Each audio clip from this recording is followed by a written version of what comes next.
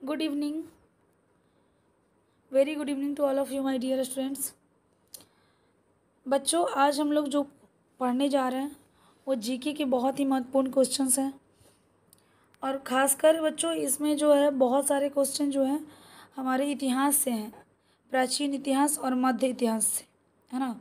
चलिए, तो आज का टॉपिक बहुत ही इम्पोर्टेंट होने जा रहा है, इसलिए हम लोग ध्यान देंगे। और ये एग्ज़ाम के दृष्टिकोण से, क्योंकि इसमें ज़्यादातर जो क्वेश्चन है बच्चों वो पिछले एग्ज़ाम में आ चुका है ना। वो किसी न किसी वो जनरल एग्ज़ाम में आ चुका है, इसलिए ये जो इसका क्वेश्चंस है वो काफ़ी इम्पोर्टेंट है। चलिए, पहला क्वेश्चन है, आप लोग के स्क्रीन पर दिखाई दे रहा होगा। लखनऊ स्थित बड़ा इमामबाड़ा का मुख्य स्थापत्यकार कौन था, है ना। जो लखनऊ में इमामबाड़ा है ना, उसका मुख्य वास्तुकार कौन था। ऑप्शन ए किफ़ायतुल्लाह, बी रहमतुल्लाह, सी इब्राहिम, डी उस्ताद ईशा। कौन था जी, बताइए। लखनऊ स्थित बड़ा इमामबाड़ा का मुख्य स्थापत्यकार कौन था, नहीं पता। चलिए बच्चों, इसका आंसर होगा ऑप्शन नंबर एक, किफ़ायत उल्लाह, है ना। किफ़ायत उल्लाह जो था ये इमामबाड़ा को बनाने में मुख्य वास्तुकार था, है ना। और किफ़ायत उल्लाह कौन था मैं बता देती हूँ। जो व्यक्ति, जो वास्तुकार ताजमहल को बनाया था, है ना, ये उसी के रिलेशन में था कोई, है ना। अब बात आती है इमामबाड़ा को बच्चों, तो इमामबाड़ा कहाँ स्थित है, लखनऊ में, है ना। कहाँ स्थित है, लखनऊ में, ठीक है। ये एक ऐतिहासिक इमारत है, समझ में आया। इसका एक नाम और भी है, भूल भुलैया, याद रखना। इसका एक नाम क्या है जी, भूल भुलैया। इसे भूल भुलैया के नाम से भी जानते हैं। इसका निर्माण किस राजा ने करवाया था, तो करवाया था इसका निर्माण बच्चों आशफ उदौला ने। किसने करवाया था, आशफ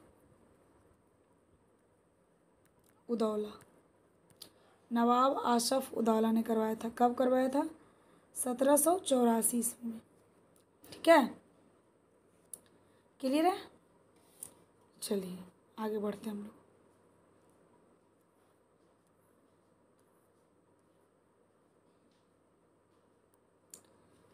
बच्चों, हमारा अगला प्रश्न है,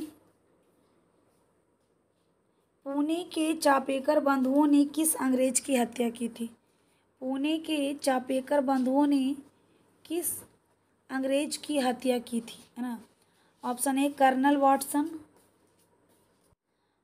option A colonel Watson, colonel Ireland, colonel Douglas, colonel Rond, है ना। पुणे के चापेकर बंधुओं ने किस अंग्रेज की हत्या की थी। तीन भाई थे, है ना बच्चों। इन तीनों ने मिलकर जो है एक पुलिस अधिकारी, अंग्रेजी पुलिस को वो क्या किया था, डिस्ट्रिक्ट मजिस्ट्रेट था वो, है ना, गोरखपुर डिस्ट्रिक्ट मजिस्ट्रेट, उसकी हत्या कर दिए थे। कौन था ये, तो बच्चों इसका राइट आंसर होगा ऑप्शन नंबर डी, कर्नल राइंड। समझ में आ रहा है। और इसकी हत्या कब हुई थी, तो 1784 ईस्वी में। उन्होंने ये कांड कब किया, 1784 ईस्वी में, ठीक है। चलिए, ओह सॉरी सॉरी बच्चों, ये 1784 नहीं होगा, ये मैं इमामबाड़ा वाला मैं बता दी, उसी का मुझे याद था। नहीं, पुणे के चापेकर बंधुओं ने अंग्रेज की हत्या कब की बच्चों, इसका राइट आंसर होगा 22 जून, है ना, 22 जून 1897 को, है ना। 1897 को जो है इन्होंने पुणे के जिलाधिकारी के रूप में, उस समय कौन तैनात था, कर्नल राइंड, है ना। और इसकी इन्होंने क्या कर दी थी, हत्या कर दी थी, ठीक है। क्योंकि उस समय जो है भारत में बहुत ज़्यादा स्वतंत्रता की क्रांति चारों तरफ फैली हुई थी, और उससे भी ज़्यादा फैली हुई कुछ था तो अंग्रेज़ों का अत्याचार, है ना। और ये तीनों भाइयों के अंदर बचपन से ही जो है स्वतंत्रता के प्रति जो खून उबल रहा था, है ना, वो इन तीनों को ये सब करने के लिए मोटिवेट किया, है ना। और दूसरी सबसे बड़ी चीज़ कि ये कर्नल राइंड जो है उस समय पुणे पर पूरी तरीके से अपना आतंक फैलाए हुए था, है ना। कर्नल राइंड, याद रखिएगा इसको, बहुत इंपॉर्टेंट क्वेश्चन है ये, कई बार पूछ चुका है एग्जाम में ये। प्रश्न संख्या 3, चौरा चौरी के समय चौरी चौरा के समय भारत के वायसराय कौन थे जी? चौरी चौरा के समय भारत के वायसराय कौन थे? Lord Elgin, Lord Morley, Lord Reading, Lord Ripon. बताओ कौन थे?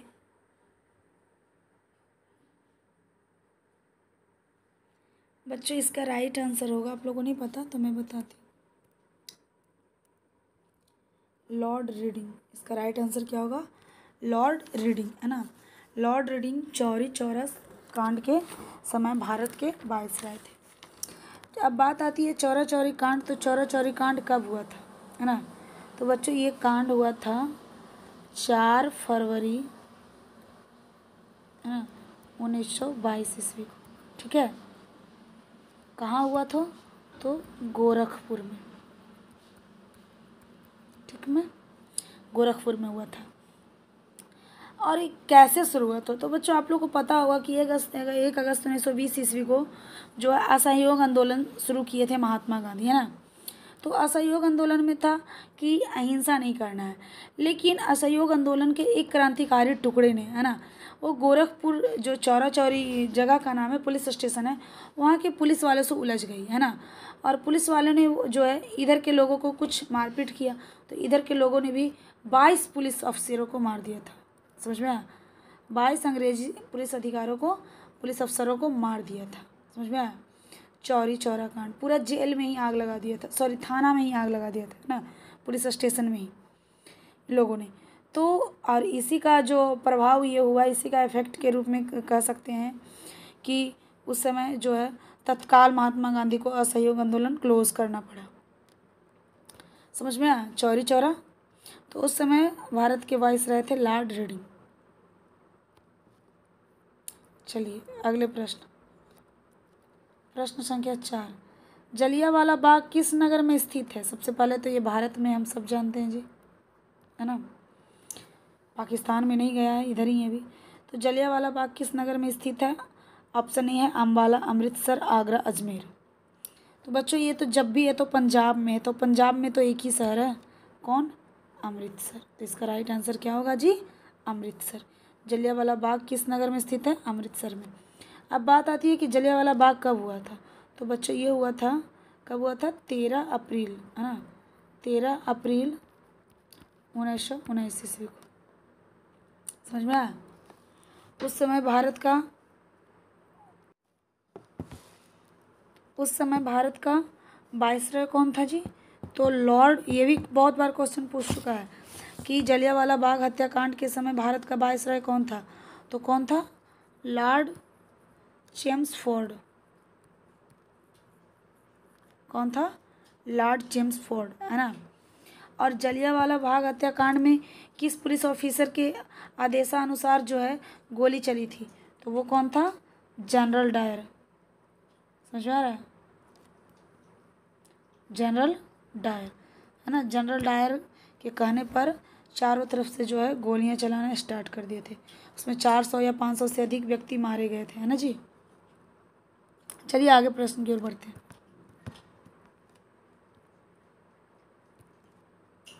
प्रश्न संख्या 5, सिंधु सभ्यता का प्रसिद्ध नगर लोथल कहाँ स्थित है? सिंधु सभ्यता का प्रसिद्ध नगर लोथल कहाँ स्थित है? उत्तर प्रदेश, पंजाब, राजस्थान या गुजरात, कहाँ स्थित है? बताओ बच्चों, इसका राइट आंसर होगा ऑप्शन नंबर डी, है ना। ये गुजरात के जो है भाल क्षेत्र में, किस क्षेत्र में स्थित है?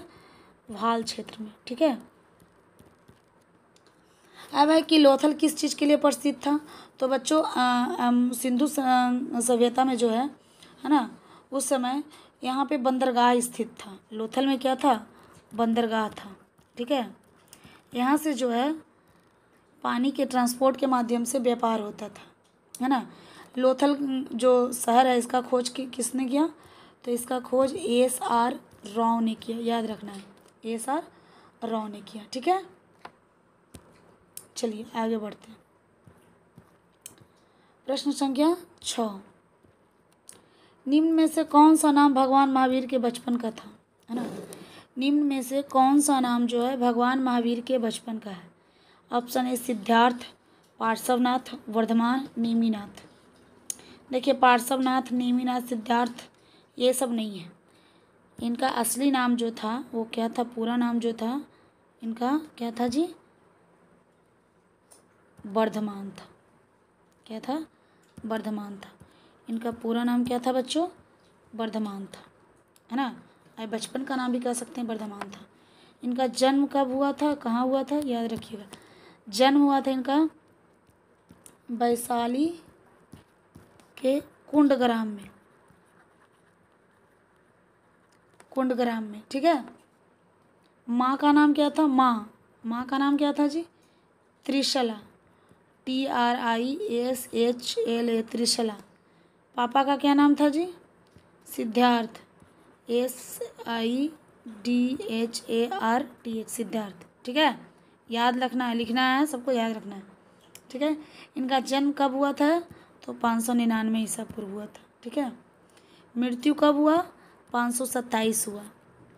जन्म तो पता चल गया कि कहाँ हुआ है, वैशाली में। मृत्यु कहाँ हुआ है? पावापुरी। पावापुरी जानते हो ना, जल मंदिर जो बना हुआ है, इन्हीं के निर्माण में बना हुआ है, ठीक है। ये जैन धर्म के अंतिम यानी कि 24वें तीर्थकार थे, ठीक है ना। चलिए अगले प्रश्न की ओर। प्रश्न संख्या 7, एलोरा की गुफाएं कहाँ स्थित है? एलोरा की गुफाएं कहाँ स्थित है? ऑप्शन ए गुजरात, आंध्र प्रदेश, महाराष्ट्र, कर्नाटक। एलोरा की गुफाएं कहाँ स्थित है? गुजरात, आंध्र प्रदेश, महाराष्ट्र, कर्नाटक। बच्चों इसका राइट आंसर होगा ऑप्शन नंबर सी, महाराष्ट्र, है ना। एलोरा की गुफाएं जो है महाराष्ट्र में स्थित है, ठीक है। कहाँ स्थित है? महाराष्ट्र में स्थित। ये गुफा जो है 500 से लेकर के बच्चों 1000 ईस्वी के बीच बना है, समझ में आया? 500 से 1000 ईस्वी के बीच बना है ना। और एक चीज़ याद रखना, कभी कभी पूछता है कि एलोरा की गुफाएं जो है किस धर्म से संबंधित है, तो हम लोग मार देते हैं बौद्ध धर्म। क्या मार देते हैं? बौद्ध धर्म। लेकिन अब पता होना चाहिए कि एलोरा की गुफाएं में जो है हिंदू की गुफा सबसे ज़्यादा है, हिंदू धर्म की गुफाएं सबसे ज़्यादा है, समझ में आया? हिंदू, बौद्ध और जैन, ठीक है। ये 3 धर्म को समर्पित है। ये गुफा कितने धर्म को समर्पित है? 3 धर्म, बौद्ध, हिंदू और जैन, ठीक है। इसलिए कभी तो ध्यान में ही नहीं रखना है कि सिर्फ बौद्ध धर्म को समर्पित है, ये तीनों धर्म को समर्पित है ना। इसमें जो है बौद्ध के संबंधित भी चित्र हैं, हिंदू धर्म से संबंधित भी बहुत ज़्यादा गुफा हैं, जैन से भी हैं, ठीक है। चलिए प्रश्न संख्या 8, चारों वर्णों का प्रथम बार उल्लेख किस वेद में किया गया है? चारों वर्णों का प्रथम बार उल्लेख किस वेद में किया गया? Option A Rigveda, Samaveda, Yajurveda, Atharvaveda. 4 वर्ण क्या क्या होता है बताओ? 4 वर्ण, सबसे पहला होता है ब्राह्मण, होता है क्षत्रिय, होता है, उसके बाद होता है वैश्य, और सबसे लास्ट में आता है शूद्र, है ना। इन 4 वर्णों का जो है किस वेद में उल्लेख किया? तो बच्चों हम लोग सब जानते हैं कि वेदों में सबसे प्राचीन वेद कौन है? ऋग्वेद। और इसी में जो है सबसे महत्वपूर्ण वेद भी है ना, ठीक है। गायत्री मंत्र भी ऋग्वेद से ही लिया गया है, याद रखना, ठीक है। चलिए अगले प्रश्न की ओर बढ़ते हैं। प्रश्न संख्या 9, खजुराहो के मंदिर का निर्माण किस राजवंश के शासकों द्वारा करवाया गया था? खजुराहो के मंदिर का निर्माण किस राजवंश के शासक द्वारा कराया गया? परमार, प्रतिहार, चंदेल, कलचुड़ी। बताओ। नहीं पता? चलिए बच्चों इसका राइट आंसर होगा ऑप्शन नंबर सी, चंदेल, है ना। ये जो है चंदेल राजाओं द्वारा करवाया गया था। कब करवाया? इसका निर्माण कब हुआ था? तो इसका निर्माण हुआ था 950 ईस्वी से लेकर के 1050 ईस्वी के बीच, है ना। ये किस स्टेट में पड़ता है जी? तो MP यानी मध्य प्रदेश में पड़ता है, याद रखने का, है ना। मध्य प्रदेश के, कभी कभी जिला पूछ देता है बच्चों, छतरपुर जिला में पड़ता है। किस जिला में पड़ता है? छतरपुर जिला में, ठीक है। और ये किस शैली में बना हुआ है? जैसे दो शैली में है ना, दक्षिण भारत के मोस्ट ऑफ मंदिर जो है द्रविड़ शैली में है, लेकिन उत्तर भारत वाले जो हैं वो नागर शैली में है। ये किस शैली में बना हुआ है? तो नागर शैली में, ठीक है। तीसरा चीज़ है कि 1986 में, ये थोड़ा हो गया आपका जीके से संबंधित, है ना, करंट अफेयर। 1986 में जो है यूनेस्को, 1986 में जो है यूनेस्को द्वारा, समझ में आ रहा है, यूनेस्को द्वारा विश्व धरोहर स्थल के रूप में इसको घोषित कर दिया गया, ठीक है ना। तो क्वेश्चन पूछता है कि यूनेस्को ने जो है खजुराहो के मंदिर को कब विश्व धरोहर स्थल में घोषित किया? तो 1986 ईस्वी में, ठीक है। चलिए अगले प्रश्न की ओर बढ़ते हैं। प्रश्न संख्या 10, समुद्रगुप्त के प्रयाग स्तंभ लेख का लेखक कौन था? समुद्रगुप्त के प्रयाग स्तंभ लेख के लेखक कौन है? वत्स भट्टी, हरि सिंह, वानभट्ट, कलहन। समुद्रगुप्त के प्रयाग स्तंभ लेख का लेखक कौन था? बच्चों इसका राइट आंसर होगा हरि सिंह, जिसे कहा जाता है हरि सिंह, समझ में आया? हरि सिंह, ठीक है। हरि सिंह, हरि सेन ने जो है इस स्तंभ पर, है ना, समुद्रगुप्त के बारे में बहुत बड़ा प्रशस्ति लिखा है। उससे समुद्रगुप्त जितनी भी युद्ध किए हैं ना, जो जो जीते हैं, उनके हर एक जीवन का एक एक पार्ट का इसमें वर्णन किया गया, समझ में आया? कहाँ? प्रयाग स्तंभ के ऊपर, ठीक है। अब बात आती है कि प्रयाग स्तंभ जो है क्या शुरू से प्रयाग में था? नहीं, समुद्रगुप्त ने 370 ईस्वी में इसे कौशाम्बी से लाया। कहाँ से लाया? कौशाम्बी से प्रयाग लाया, है ना, क्योंकि समुद्रगुप्त की राजधानी कहाँ था? प्रयाग था, है ना। ये अपनी राजधानी कौशाम्बी में लाया। और एक्चुअल में ये स्तंभ किसने बनवाया था जी? अशोक ने बनाया था। किसने बनाया था? सम्राट अशोक के द्वारा बनाया गया था, ठीक ना। और उसने इस स्तंभ को जो है वहाँ से उठा के कहाँ मंगवाया? प्रयाग में। और उसके ऊपर उसने हरिसेन को क्या किया? हरिसेन से अपनी प्रशस्ति खुदवाया, है ना, ठीक है। प्रश्न संख्या 11, प्रसिद्ध बौद्ध विद्वान वसुमित्र किसके समकालीन थे? प्रसिद्ध विद्वान वसुमित्र किसके समकालीन थे? अशोक, ऑप्शन ए है Ashoka, Menander, C Kanishka, D Harsha. किसके समकालीन थे जी? प्रसिद्ध बौद्ध विद्वान Vasumitra, option C is the right answer, यानी कि कनिष्क, है ना। कनिष्क के ये समकालीन थे। कभी भी आप लोग पढ़िएगा तो वसुमित्र से संबंधित एक बहुत इम्पोर्टेंट क्वेश्चन आता है कि चौथा जो बौद्ध संगीति हुआ था ना, चौथी बौद्ध संगीति, समझ में आ रहा है ना, फोर्थ बौद्ध संगीति, फोर्थ बौद्ध संगीति जो हुआ था जी, ये किसके शासनकाल में और कहाँ हुआ? तो याद रखना है, ये कनिष्क के शासनकाल में हुआ था। किसके शासनकाल में हुआ था? कनिष्क के शासनकाल। और कहाँ हुआ था जी? तो कश्मीर में हुआ था, ठीक है। कहाँ हुआ था? कश्मीर में था। और इस बौद्ध संगीति के ये अध्यक्ष थे। वसुमित्र क्या बने थे जी? अध्यक्ष थे इसके, समझ में आ रहा है ना, सभापति थे। अध्यक्ष बोलो या सभापति बोलो, याद रखना। कभी कभी यही चीज़ पूछ देता है कि चतुर्थ बौद्ध संगीति के सभापति अध्यक्ष कौन थे? तो वसुमित्र थे। कौन थे? वसुमित्र थे, ठीक है। चलिए अब आगे बढ़ते हैं। प्रश्न संख्या 12, राज्यसभा को अस्थायी सदन क्यों कहा जाता है? राज्यसभा के अस्थायी सदन क्यों कहा जाता है? क्योंकि ऑप्शन ए है सभी सदस्य आजीवन सदस्य होते हैं। ये कोई मतलब है? हर एक चीज़ का रिटायरमेंट होता है ना, ये तो गलत होगा भाई। इसे कभी भंग नहीं किया जा सकता, ये तो सही बात है। इसको भंग नहीं किया जा सकता, इसलिए तो ये अस्थायी है, ऑप्शन सी, 1/3 सदस्य प्रत्येक 2 वर्ष पश्चात सेवानिवृत्त हो जाते हैं। ये तो बिल्कुल गलत है। 1/3 सदस्य जो है ना उसमें हमेशा रह जाते हैं। समझ में आया? इसके 2/3 सदस्य जो है हर वर्ष बदलते रहते हैं। समझ में आया?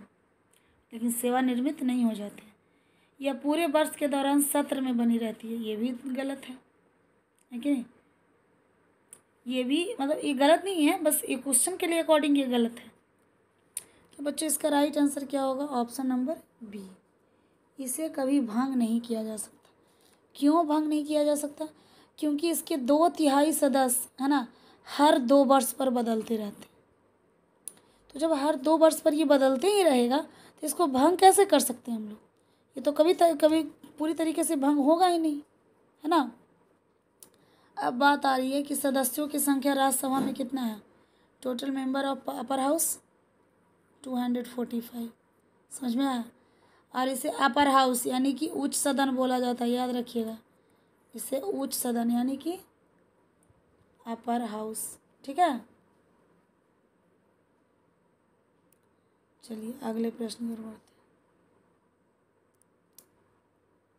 प्रश्न संख्या 13, संविधान में संशोधन नहीं किए जा सकते हैं। संविधान में संशोधन नहीं किए जा सकते हैं। ऑप्शन ए है लोकसभा तथा राज्यसभा के साधारण बहुमत से। तब तो होता है जी, लोकसभा और राज्यसभा का अगर बहुमत है तब तो संविधान में करेक्शन होगा, बिल्कुल होगा। संसद सदस्यों के 2/3 बहुमत से फिर भी होगा, है ना। संसद सदस्यों के 2/3 और राज्यों के 1/3 बहुमत से फिर भी होगा। जनमत संग्रह से बिल्कुल नहीं। जनमत संग्रह मतलब समझते हो? जनता के मत से बिल्कुल नहीं। ऐसा क्यों होगा भाई? जब जनता लोकसभा में चुन के बैठा ही रही अपना प्रतिनिधित्व, है ना, राज्यसभा में बैठा ही रही है, तो फिर ये क्यों निर्णय लेगी, है ना। इसका नेता निर्णय लेगा। तो बच्चों इसका राइट आंसर होगा ऑप्शन नंबर डी, जनमत संग्रह से। ठीक है, चलिए अब अगले प्रश्न की ओर बढ़ते हैं जी। प्रश्न संख्या 14, भारत में कब पहली बार राष्ट्रीय आपातकाल घोषित किया गया था, है ना। भारत में पहली बार राष्ट्रीय आपातकाल कब घोषित किया गया था? Option A 1962, 1966, 1978, 1987। 4 ऑप्शन है बच्चों। चलो बताओ, भारत में पहली बार आपातकाल कब घोषित किया गया? आपातकाल मीन्स राष्ट्रपति शासन, है ना। चलिए बताइए बच्चों, इसका राइट आंसर होगा ऑप्शन नंबर बी, है ना। जब भारत में, है ना, भारत और चीन के बीच 1962 का युद्ध हो रहा था, है ना, तो युद्ध के दौरान भारत में आपातकाल लगाया गया, है ना। क्योंकि जब बाहरी आक्रमण होता है अपने देश में, है ना, तो उस समय बिल्कुल लगाया जाना ज़रूरी होता है। क्योंकि अगर उस समय हर एक राष्ट्र स्टेट का अलग सीएम अपना अपना मन से कुछ करने लगे तो उससे बेहतर है कि क्यों ना ये पूरा जो स्टेट है ना, पूरा जो यूटी है या स्टेट है, ये सारे की बागडोर किसके हाथों में आ जाती है? राष्ट्रपति के हाथों में, है ना। इसीलिए इसका राइट आंसर होगा 1962। ठीक है बच्चों, तो समझ में आ गया कि सबसे पहले 1962 में लगा था, है ना, बाहरी आक्रमणकारियों से बचने के लिए, या फिर जब बाहर से कोई हमला कर रहा है ना तो हम लोग अंदर एक रहें, है कि नहीं।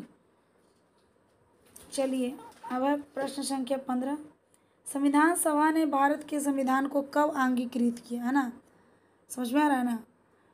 असेंबली, अडॉप्ट मतलब अंगीकृत, उसको अपनाया, है ना, लागू नहीं किया, अपने ऊपर उसको अप्लाई नहीं किया, बस अडॉप्ट किया। कब किया? 26 जनवरी 1950 ईस्वी, 15 अगस्त 1947, 30 अगस्त 1950, नन ऑफ दीज। बताइए कब किया? 26 जनवरी 1950 को तो लागू हुआ है। 15 अगस्त 1947 को क्या हुआ है जी? भारत आज़ाद हुआ है।